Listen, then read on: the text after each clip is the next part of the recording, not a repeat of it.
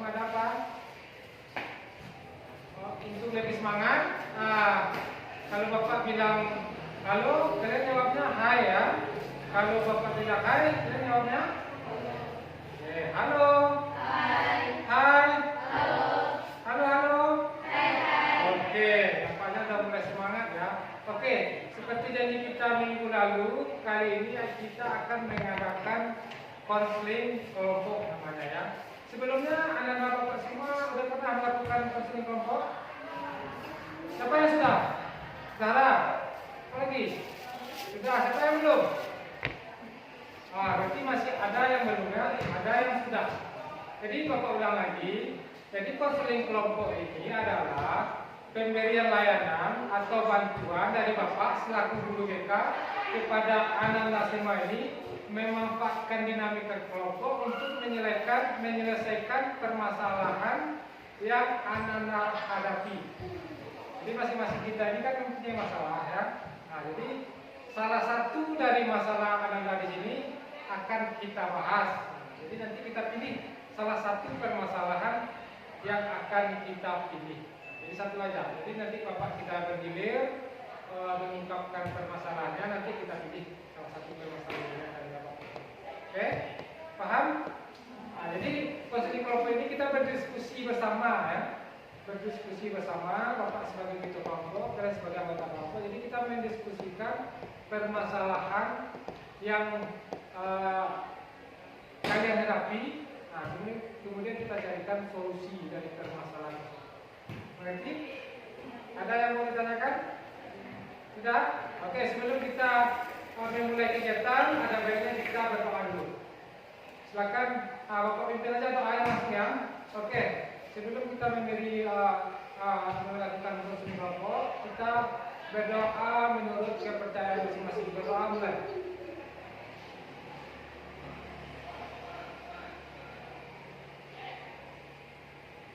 Berdoa selesai. Oke, baik.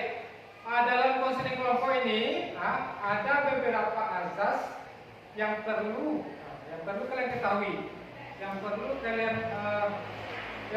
Anda ingat. Pertama itu azas kesukarelaan namanya ya. Azas kesukarelaan ini maksudnya anak-anak di sini secara sukarela datang pada kegiatan kita ini dengan tanpa paksaan dari pihak manapun. Paksaan dari Bapak tidak ada, atau paksaan dari guru lain. Ada yang merasa terpaksa mengikuti kegiatan kita kali ini? Bisa? Oke, baik. Jadi secara sukarela ya datang ke sini ya. Oke, itu azas kerahasiaan. Yang kedua azas keterbukaan.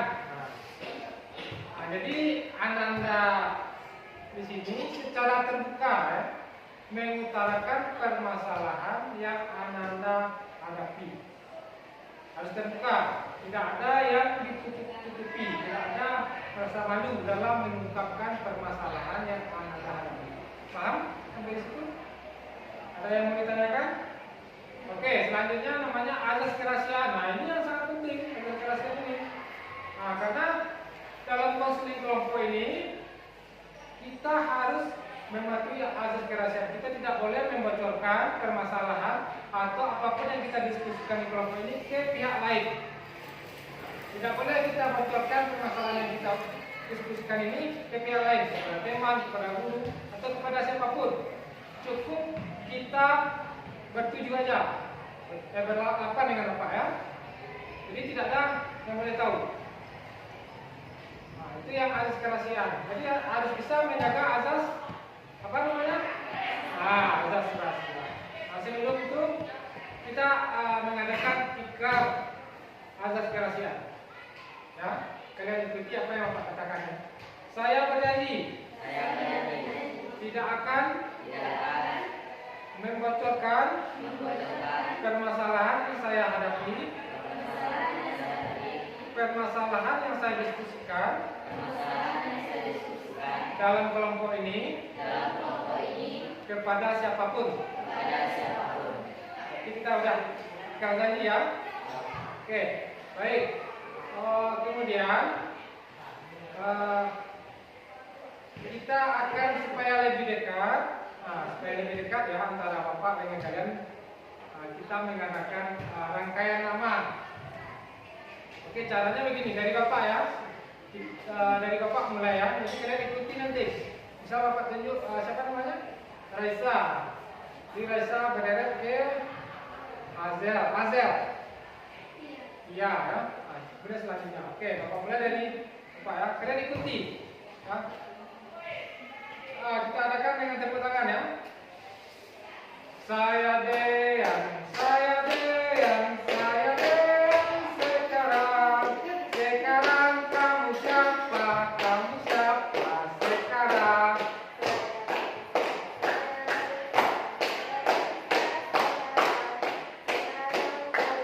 Tunjuk, tunjuk.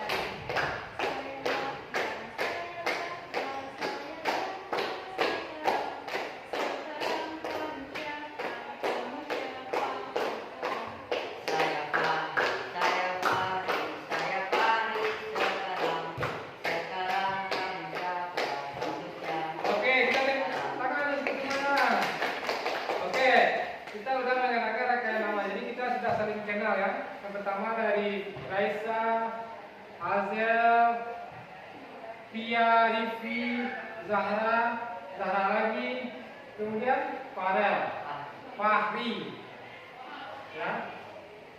Jadi kita sudah saling mengenal ya. Oke, baik selanjutnya, masuk kepada tahap pengidentifikasi masalah. Bapak ingin tahu masing-masing kita ini punya masalah apa. Masalahkan kepada Raisa apa permasalahan yang Raisa rasakan pada saat ini. Masalah belajar. Gimana masalah belajarnya? Oh, takut ketika ada ujian ya. Raisa mempunyai masalah dalam hal belajar. Kemudian selanjutnya kepada Azel, suaranya dikeraskan sedikit. Dibully siapa, Azel? Oh, teman-teman sekelas. Kenapa dibulinya? Gak bisa ngaji? Masa udah SMP gak bisa ngaji? Ya itu masalah Azel ya. Jadi kita nggak boleh membacakan teman ya. Masalah. Kemudian masalah Pia. Apa masalahnya Pia? Oh, suka dibeda-bedakan dengan anggota keluarga lainnya, kakak atau adik. Masalah kasih sayang. Merasa dibeda-bedakan ya. Ya, sekarang dari ini. Gadget. Gimana masalah gadgetnya Arifin? Oh, tidak bisa lepas dari HP ya. Kemudian kita ke Zara. Masalah tadi yang apa? HP. Oh, masalahnya sama dengan Rifki ya. Masalah gadget. Oke. Jadi masalahnya sama, nggak apa-apa. Kepada Zara lagi. Ini Zaranya dua ya, salah satu dan Zara dua. Silakan. Guru, gimana gurunya? Ada guru pemarah? Guru di sekolah ini? Mana ada pemarah? Kalau bapak nilai baik-baik guru kita semua. Ada yang marah ya? Marahnya di mana? Zara? Oh, itu gara-gara tak bikin tugas berarti kesalahan Zara sendiri itu ya, tak bikin tugas. Ya kan? Makanya gurunya marah. Tapi kalau Zara bikin tugas gimana? Marah nggak gurunya? Enggak. Nah, itu. Kemudian Farel, lagi ya. Bapak berubah ya. Mohon berubah, Pak silakan. Masalah dalam belajar sama dengan Raisa. Apa masalahnya? Malas belajar. Oke, baik, kita terkumpul beberapa masalah dari kita ini. Jadi kita pilih salah satu permasalahan dari teman-teman kita. Masalah mana yang akan kita pilih? Ayo kita sepakati. Masalah apa? Gadget. Nah, masalah gadget. Sepakat semua? Resa? Hazel? Ya? Vivi? Nara? Nuraini ya? Aimi. Dahra? Sepakat. Kita sepakat mengangkat permasalahan kecanduan gadget. Oke, sebelum kita membahas, Bapak ingin tahu emosi kalian sebelum kita bahas topik kecanduan. Nah, nih. Kalau emosi, ya. Ini sebelum kita lakukan, sebelum kita membahas permasalahan ya. Ini sebelum permasalahan. Bapak ingin tahu keadaan emosi, keadaan kecanduan gadget kalian Ananda saat ini. Anissa, pilih yang mana?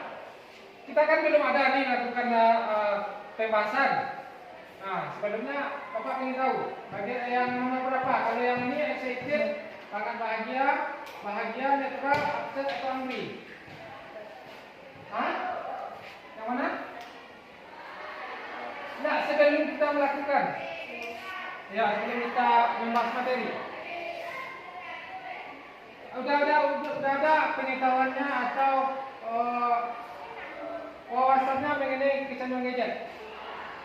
Belum, kalau belum berarti pilih nomor angry. Nah, itu berarti kalau kita belum punya wawasan atau pengetahuan mengenai kecanduan gadget, nah kita pilih yang oke, Raisa, angry ya, yang Hazel? Oh, nomor 9 berarti sudah paham? Hah? Sudah. Ini kita sebelum memainkan, nanti kita adakan ini setelah pemberian layanan. Nah, berarti 2 kali kita mengadakan skala kecanduan gadget ini. Nah, untuk awal ini yang mana dipilih dulu? Nomor 5, netral. Oke. Silakan. Nomor 1, masih angry, marah kan?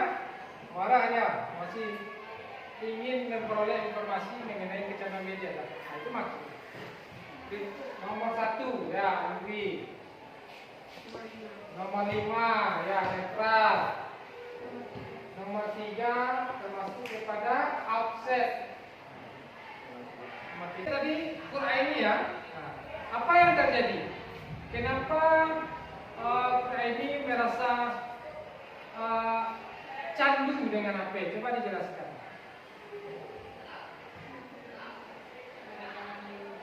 Gara-gara main game, jadi lupa waktu. Apa? Tidak ingat pekerjaan rumah, lalai dengan pekerjaan rumah ya. Kemudian lalai dengan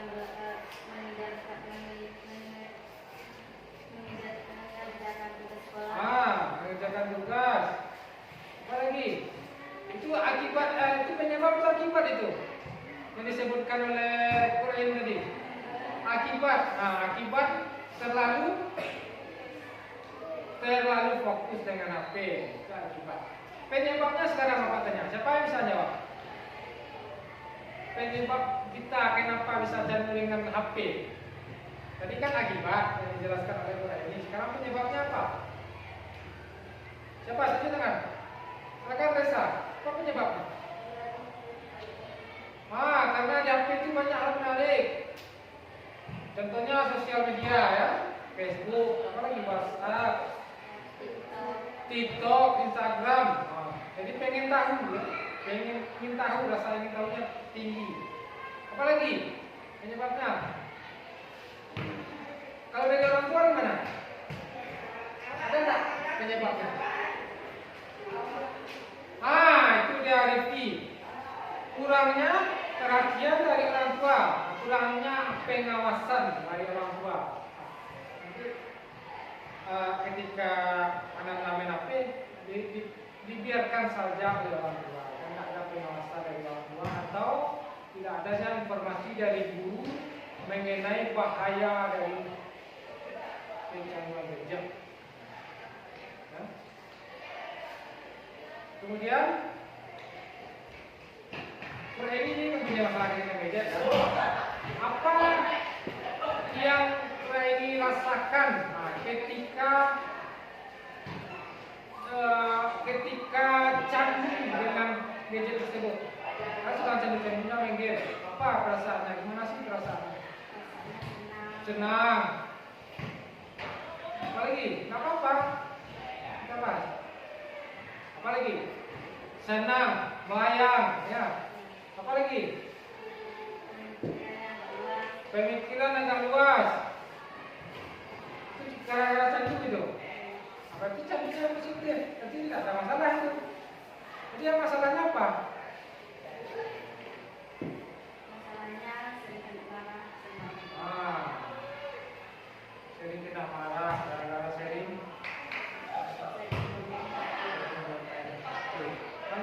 Mungkin ada dari teman-teman kita ini yang mau bertanya kepada kita ini mengenai masalah yang dialami, silakan.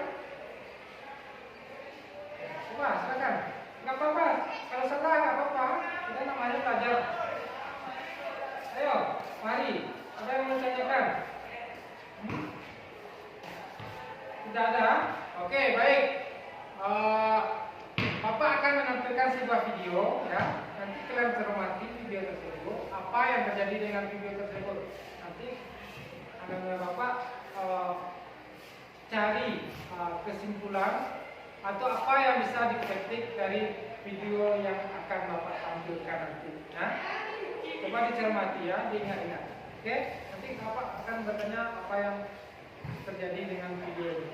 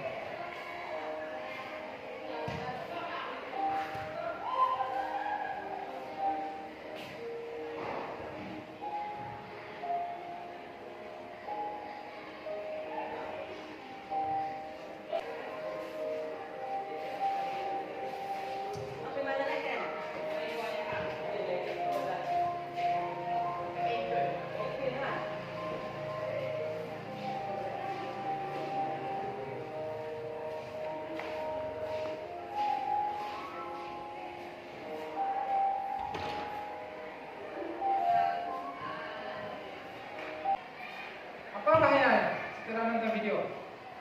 Ya, siapa mau? Silakan Reza. Apa bahayanya?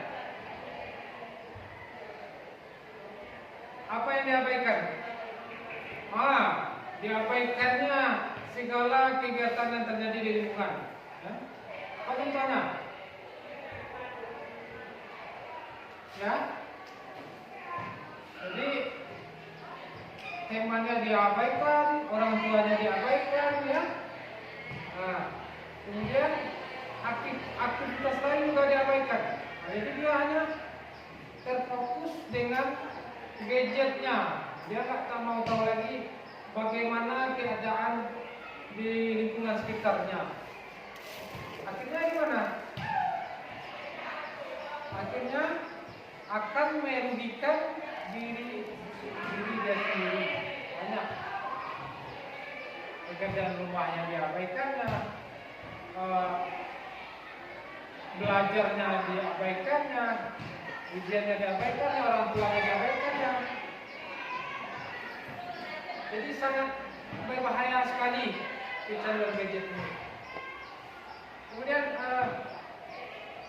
Marcel, apa yang bisa disimpulkan dari video yang barusan? Kurang kompromi dengan orang lain. Maksudnya gimana ini? Kurang kurang berinteraksi, itu masih kurang adanya interaksi dengan teman, dengan keluarga, tidak ada interaksinya, ada pergaulannya cuma di gadget. Sekarang dia ingin itu dia ingin menjadi orang lain, kata dia. Pada ditayang videonya dia ingin kayak artis, ya. Padahal Padahal yang dia tonton itu belum tentu sesuai dengan kenyataannya. Jadi dia ingin serupa dengan orang yang ada di TV. Mungkin saja orang yang di TV itu cantik-cantik, ya. Pakai make up, pakai botak, tidak tebal-tebal, ya. Dicontohkan. Padahal tidak tidak sesuai dengan dirinya. Sekarang Livi. Kurangnya kasih sayang dari orang sekitar. Itu penyebab dari kecanduan gadget. Jadi karena kurangnya kasih sayang dari orang sekitar, misalnya dari orang tua atau teman, jadi dia melampiaskan kepada gadget. Itu yang menurut kemudian menurut surah ini apa yang dapat disebutkan dari video barusan?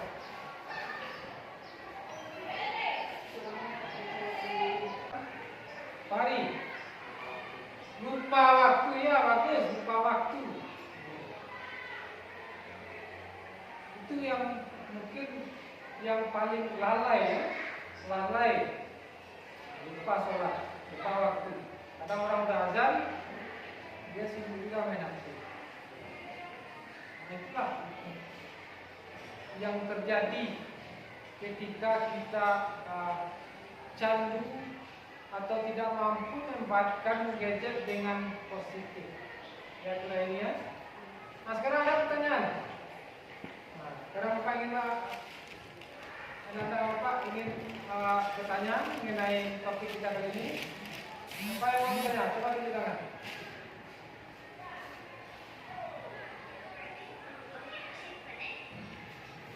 Silakan.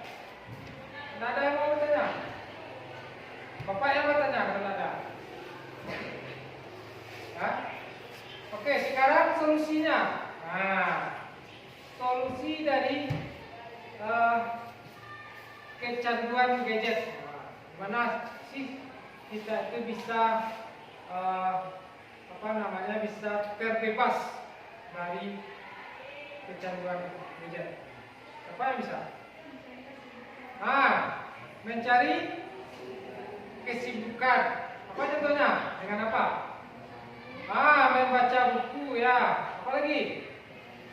Bermain dengan teman. Kita perbanyak waktu dengan bermain dengan teman, dengan interaksi dengan lingkungan sekitar. Apalagi?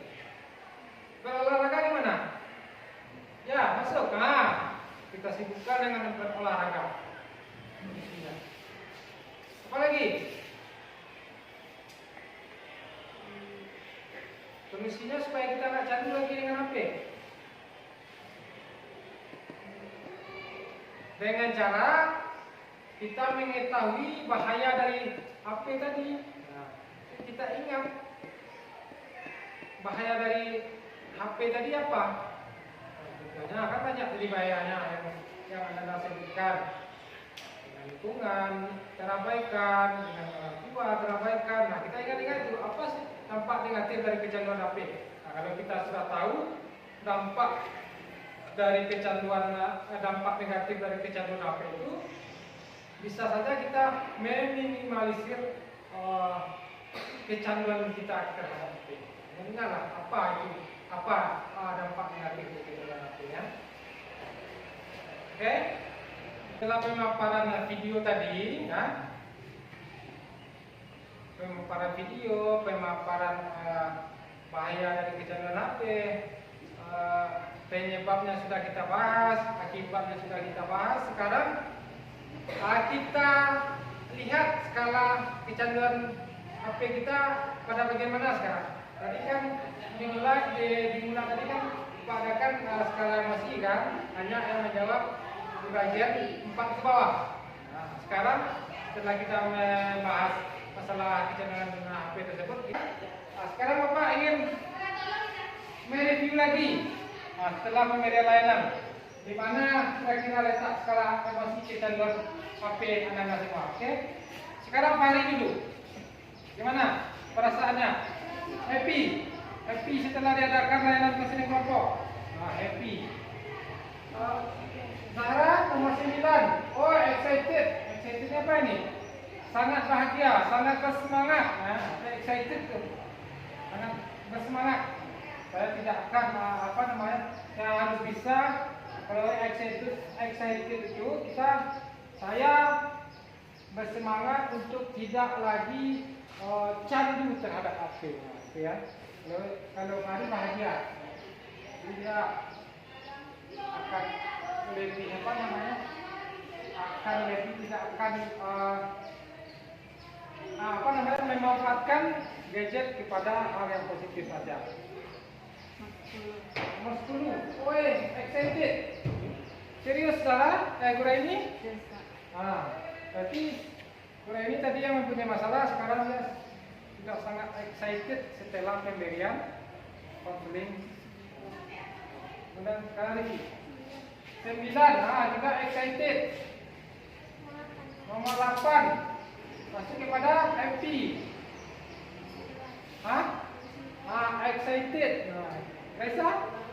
Nomor 8. Oke, kita applause untuk kita semua ya. Jadi kesimpulan dari skala emosi tadi, kita ini setelah diadakan layanan konseling kelompok, jawabannya juga ada di happy dan excited. Sekarang ini berperan sebagai bapak, sebagai guru. Jadi dia mempraktekkan seperti apa yang bapak sampaikan tadi tentang materinya tentang kecanduan HP. Ayo kita persilakan untuk Kura ini, tampil di depannya. Salah nggak apa-apa, kita masih belajar. Oke, coba kita dengarkan. Oke. Baiklah. Apa dulu? Halo. Halo. Hai. Halo. Oke, apa dulu? Baiklah, kita akan membahas materi tentang bahaya gadget. Ya. Apa lagi? Apa bahayanya? Bahayanya kurang aktivitas, kurangnya belajar, Ya, kurang interaksi dengan kurang interaksi dengan keluarga dan teman-teman. ya, lanjut. Solusinya gimana solusinya? Sehingga untuk mengurangi aktivitas untuk bermain HP, kita menjalani silaturahmi dan keluarga dan teman. Untuk ini ya. Maka gimana rasanya jadi guru susah? Susah. Nggak mudah kan jadi guru? Itu yang Bapak rasakan ketika awal-awal sekolah. Seperti kan itu yang Bapak rasakan. Merasa grogi, dapat berbicara di depan di depan orang itu. Sangat menantang. Bisa membuat kalau kita nggak siap, bisa kacau pemberian materi kita. Itu namanya tadi teknik role playing. Jadi Zahra ini yang mempunyai masalah kecanduan gadget dicoba untuk menjadi guru dalam memberikan materi mengenai kecanduan gadget. Oke. Gimana udah les ya? Mau keluar main? Oke, sebenarnya kita adakan ice breaking. Kita adakan ice breaking supaya lebih semangat. Oke, coba berdiri. Oke, nanti siapa yang salah kita silakan menampilkan bakat dan minatnya di depan teman-teman. Oke? Oke. Sekarang Bapak bilang kepala dan pegang kepala. Bapak bilang telinga, pegang telinga. Bahu, pegang bahu, pinggang. Nah, jangan sampai salah. Jadi ikuti apa yang Bapak katakan ya. Jangan yang Bapak peragakan. Jadi ikuti apa yang Bapak katakan yang Bapak peragakan, oke? Kepala, telinga, pundak, pinggang, hidung. Nah, siapa yang salah? Rifi. Oke, Rifi, kita cari satu lagi. Siapa yang salah ya? Kepala, telinga, pinggang. Dah. Oke, kita dapat 2 orang yang akan menampilkan bakat dan minatnya. Silakan. Siapa yang dulu? Rifi ya, silakan yang lain duduk. Silakan Rifi menampilkan minat bakatnya. Apa yang mau ditampilkan? Jiwa Oke, sekarang makan dulu kembali. Sekarang setelah speaking kita adakan LKPD. Ini ada LKPD, lembaga kerja peserta didik yang harus Anda isi. Ya. Isi sekarang ya, Pak. Ini LKPD-nya ya.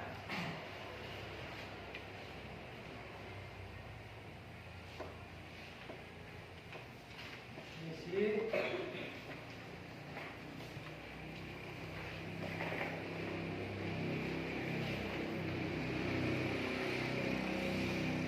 Silakan diisi KPD-nya. Bapak kasih waktu 5 menit. Dibikin nama, kelas, dan tanggal.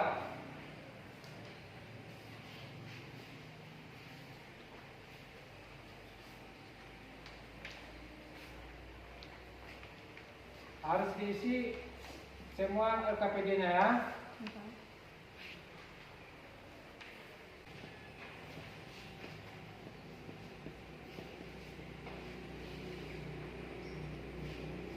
Sekarang pesta dan kesannya lagi. Tahap terakhir ini pesta dan kesan terhadap kegiatan perseni kelompok kita hari ini. Silakan Reza, ada pesan dan kesannya? Gimana perasaannya setelah kita adakan perseni kelompok?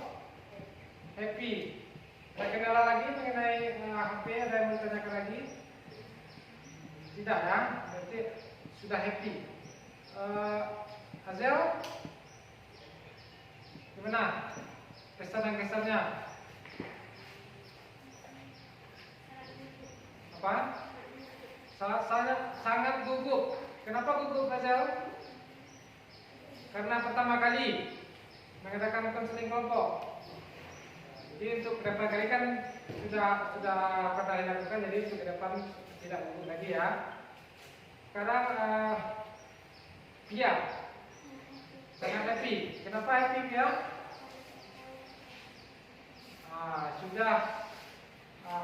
Sudah mengikuti yang namanya kegiatan konseling kelompok. Rifi? Happy. Gimana happy-nya Rifi? Tahu bahaya memainkan gadget yang Rifi rasakan. Sekarang ini memanfaatkan gadget ke hal yang positif. Contohnya untuk sumber belajar, kalau ada tugas di sekolah, kita lihat HP, baru kita pegang HP. Ya. Kalau ada tugas-tugas yang tidak mengerti, baru kita lihat HP. Jangan kita terlalu sibuk atau fokus bermain HP. Jadi kita harus bisa membagi waktu antara HP, bermain HP dengan kegiatan lain. Jangan sampai HP itu, jangan sampai kita sebagai budak HP. Ya. Contohnya video tadi kan diperbudak oleh HP. Sampai dia tidak tahu apa kejadian yang ada di lingkungan sekitar. Ada orang misalnya kecelakaan, dia main video, bukannya menolong, tapi main video. Caranya gimana? Harus tolong kan, bukan video. Itu sangat berbahaya sekali. kecanduan HP tersebut. Mungkin karena waktu kita mau keluar main, mungkin kegiatan konseling kelompok kita mungkin kalau ada yang masih belum mengerti, nanti kita adakan kegiatan lanjutannya minggu depan. Karena ini sudah waktu keluar main, nanti anak-anak apa jadi nanti tidak bisa belanja atau sarapan. Jadi kita tutup aja konseling kelompok kita dengan membacakan Alhamdulillah. Alhamdulillah. Oke, terima kasih atas partisipasi anak-anak semua. Bapak ucapkan Assalamualaikum warahmatullahi wabarakatuh. Waalaikumsalam.